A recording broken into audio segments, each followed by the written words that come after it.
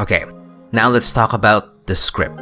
This story step is important as this starts setting up the structure of your animation. This is written out as a script, but it's just used as a plan and a guide for your actors later on for their dialogues. Speaking of which, hi, I'm Jeff, and these are my notes on making animated videos. If you like these, all of these videos that I'm making so far, punch that subscribe button, please. Thank you.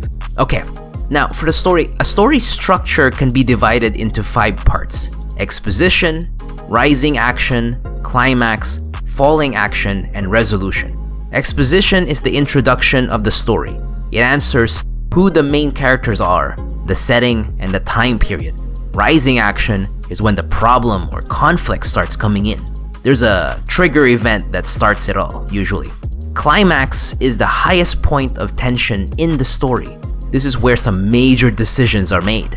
Falling action is where the climax falls down and slowly gets to the resolution.